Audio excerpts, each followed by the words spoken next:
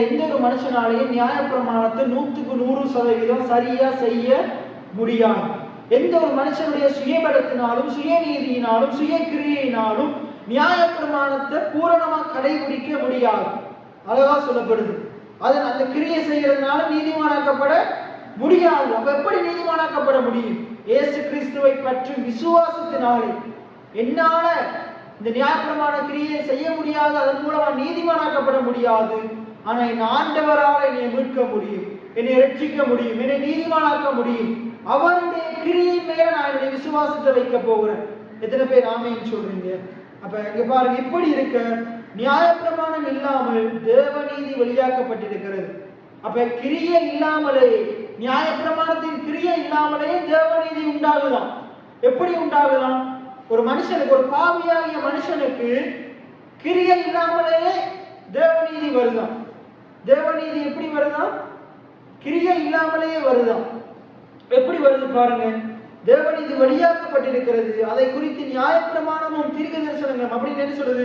முழு பழைய ஏற்பாடும் சொல்லுதான். என்ன சொல்லுதான்? முழு பழைய ஏற்பாடும் கிருபையை குறித்து சொல்லுதான். முழு பழைய ஏற்பாடும் கிரியை குறித்து சொல்லல.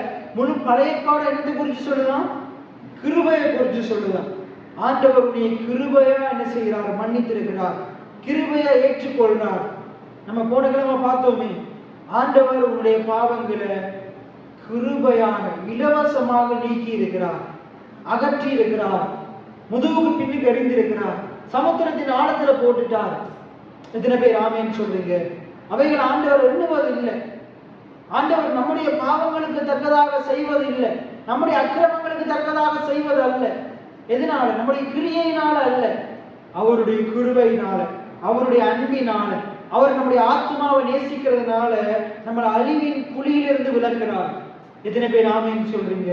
அப்ப இங்க அழகா சொல்லப்படுது. இந்த வசனத்தை பாருங்க, அழகா சொல்லப்படுகிறது. தேவநீதி வெளியாக்கப்பட்டிருக்கிறது.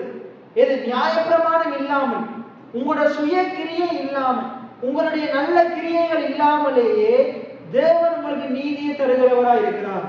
நீங்க கிரியை செய்யாமலேயே தேவன் உங்களுக்கு நீதியை தருகிறவராய் இருக்கிறார். தேவன் குமாரனுடைய நீதியை உங்கள பார்க்கிறார். எத்தனை பேர் ஆமீன்னு சொல்றீங்க? கல்வாரி சிலுவையில அவர் உங்களோட பாவத்தை அங்க குமாரன்ல பார்த்ததால இன்னைக்கு உங்கள இயேசுவினுடைய நீதியை பார்க்கிறார், தேவ நீதியை பார்க்கிறார். எத்தனை பேர் ஆமீன்னு சொல்றீங்க?